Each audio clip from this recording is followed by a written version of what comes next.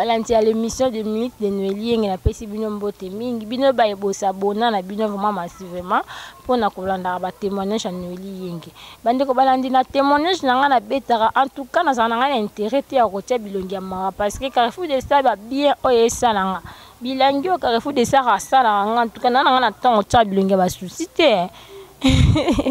nana tana te o tia bilongi ba souci ya nini nana tant souci te bande konanga parce que Carrefour de ça réseau salanga ya osakana te dira penda ebita de randa elibum so Carrefour de ça te me libum konda en tout cas mimi ale mala patron on a benga ngo entreprise pour peser entreprise ah oui il faut que tu kala ka pembe na ba sero bazana ba initiative bazana ba idée bana ba esprit ya créativité c'est ça en fait hein. Donc, bateau bazala bakina na bango pena poto ka pona produit ba kamsanga ba kamsanga Noélie yenge star so na ndima ko vanda na bakita parce que ba futa ngai mbongo gogo abi la patronne a ne porte-monnaie magique te mais moi si mo ko na ba initiative yebele en tout cas bo benganela nga mono ya dikosi pembe na s'il vous plaît bande ko balandi na pesi bino mbote mingi na pesi mbote na nga ba abonné na nga nyonso na ba abonné na biso na ba fan na nga tala pelenda Jean abengi allo Noélie yenge na sepela na mbumano oyo est-ce que tiango na tiango te eza ngo ka ndenge ba botelanga yengolo ba bien merci pour benga bien en tout cas na linga bata bongo ya Jean-Claude ngalinga bata bongo monde na bloki na ngayo ngalinga bata bongo bato benga allo chérie envoie-moi ton sexy envoie chérie tindela ma photo no ya mutakala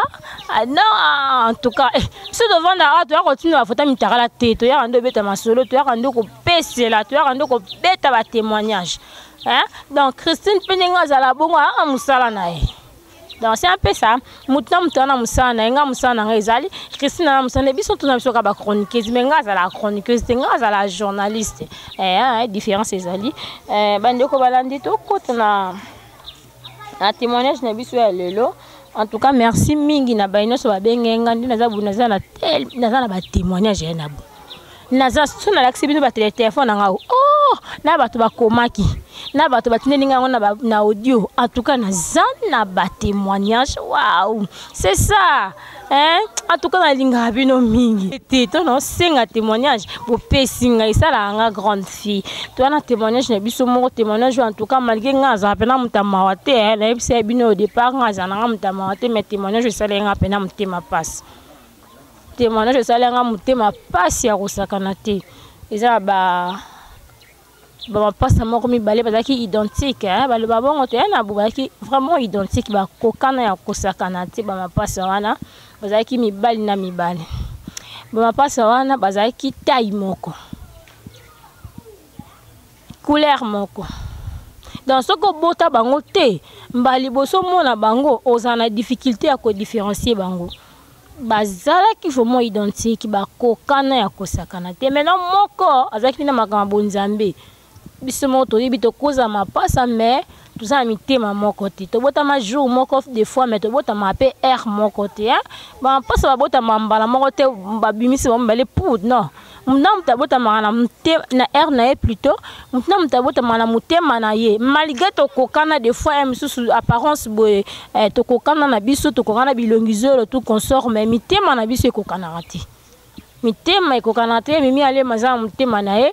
nabu zengo aza mutema na ye pelenda di rai aza mutema na ye Noélie ngaza mutema na ye en tout cas yo poza mutema na yo ye kuna paza mutema na ye donc mutu na mutu aza na mutema na ye mitema ye kokana te bandeko balandi les minutes de Noélie en tout cas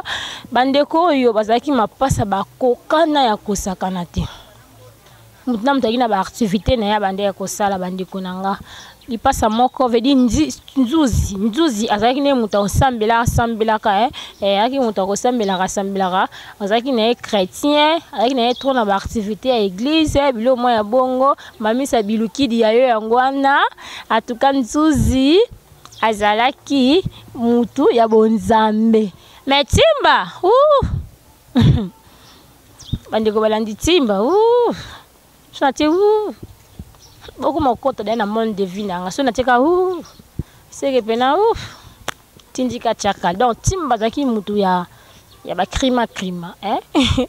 bongo to comme otanga makam na bongo na ndenge ya stratégie quoi pour to banga mzuso ka to sisia ba yo katanga kingo pamba donc timba zaki culunaire criminel mutu mabe mutu akwataka mutu abotolaka batu biloko mutu sokutana na butu soko bikilia soso mutu mabe nanda kubazo te ya ye en fait en plus nabu timba selon témoignage oyo timba misala na ye et tie pas na bango ba ke moi na bango za kuluna. En tout cas je vous dis mes chers, il y a des familles pareilles hein. Papa pena bi ke moi na ngaza la kuluna, maman bi moi na ngaza la kuluna, mais pas ça na bango pelote basa na bango lote tali bango te ote wana vina ye matali oh vina ye ndenge nini maman ndi azana pona ko prendre soin ya ibana papa ndi azana en fait maman azala ka pena moi partie moi ya makasi pona éducation ya bana parce que papa azala na été papa kenda musala bana batikala na mama te yango to yokolobela nazongi vraiment na liso na biso na yeka bakanda ndezwa biso to tanki mo bakulu na ba mère balinga comprendre so ya bana te éducation nga benga ngo éducation du fils bakulu na nyoso bazana éducation du fils bano bakenda ko lokota éducation ya libanda veut dire ay na ndako mère mo na mère o sala lorote bande ko balandi timba grand kulu na njuzi mutalo sambo mutu anzambe ndeka bakendela ba ko yiba ajo mususu ka timba ki oyiba boak tanga ki ko yiba bakangiye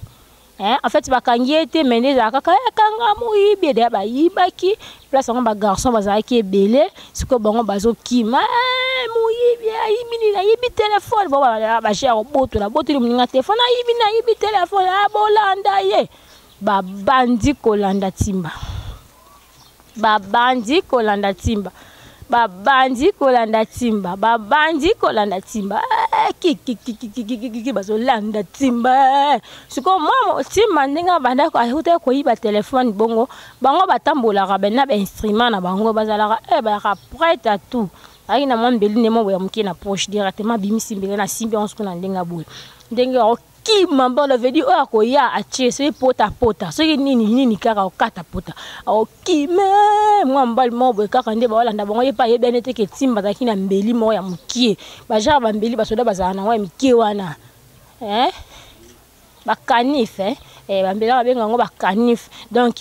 ba ok maman mwamba na yesu ko ayo kanga eti yepe sans le savoir ki a cause na mbeli ndengwana bon ba bika ki ayibi téléphone ba kangi directement tant kangi timba amoni moya ko sa défense ezate directement bimisi mbeli a kotisi mo mobala na kangaki parce que kangaki na liboso a kotisi mo mbana kangaki a kotisi mo mbana résista kangi kaka ya kotisi mbeli la tindike ba kala kunende ba na force ba koma na force de roi sur li kamni ba tindiki mo mobali wana mo mbana tanga ko ya continuer ko kima en tout cas avec des si proches ndako na bango directement koti na kati ya clôture a koti na lopango a koti na clôture a koti na ndako a koti pe ndeko na ne tani ndeko na tanga bible tanga koti ndeko na kangi na bilamba to ni nini ayebisi to choiba yaya na choiba na bomi mutu balinga bakanganga jeune garçon wa ya kanga ndenga liboso na zui na tubie mbeta on de connaît pas la ta chemise à pembe timba pela taki chemise à pembe siko tango nde kone ayambi boye ma bakokana baza bataille moko tango nde kone kangi makasa tunie nini na utuba mutu na ibaki balingi bakanganga sikoyo bolanda ngai bande ko balanzi bolanda ngai na moni mo ba yakinga ndinga liboso mo mbala na tango siko na tubi mbeli na bomie na linga na bomaiti na linga kana na linga alinge kaka nakangai pona tindika en fait nakima aller directement on a tembe l'autre na tembe na batu bali bakanganga na tindiki directement et puis mwamba lwana kufi ta mwamba lwana kufi na bwa côté ta mwamba lwana kufi ale babandi kolandanga na ebite seke mombala na kufi kaka ndeko na kange kana bilamba boye OK ndenga kange na bilamba bongo bato na pesi de proche ndako na bongo bazo ya akange kana bilamba boye kuma bise na pekisa kayo lipasa na ngai oza vite abandi kolela nalinga na bomete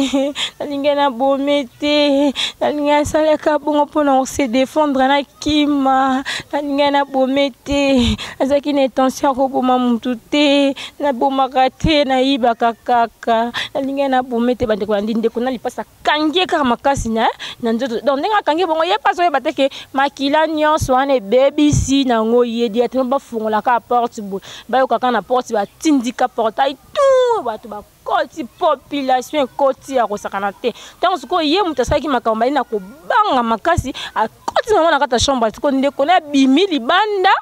akende ko pekisa akende ko pesa explication bandeko balandi sans les savoir que makila eza na chemise et puis abosani eloko ke bakokana bazaka identique donc bato wana pe bayebi na bango bien te nzuzi ndenga azalaka babi pe timba te bavanda na bango te po ba mapaso foye ba bango ifo bovanda na bango esika moko ndeko ne ko bimi bo ba ya ba récupérer ndeko ne ti le temps lobaka moi été mbata double partie libanga ta nzete ta chodi pa ba bantu ko beta ndeko na ye au réglementaire bandeko balanti pesi passe na motema li passa ko ta vanda ki aboyi ko bima donc de père qui ba beta pe na yemoko yempe ke ko luka makambu ndeko na ye wana banene ko tanga bible tango ayambi ye bantuka esali pasi mingi histoire bandeko na ngai bandeko na nga bakuluna en tout cas ndeko wana ya mobali ba betiye ba bambi mabanga ba bambi ba mwelo eloko nyonso mutu azaki na ngwana na maboko azo bamba parce que ndeko na uti ko boma ba confondre ye ba yebika ke wana nde mutu uti ko boma bandeko balanzi tant ba siso beta ndeko na ndi ngwana ba bimi ba kiyi timba tonga bimi aya kotala ndeko na ye o ndeko na déjà azalaki ya kokufa parce que ba beta ki ya kosakana te. En tout cas nous sommes arrivés à la fin de notre mission bandeko balandi ezakali kama ya mama bandeko na ngai ndeko ami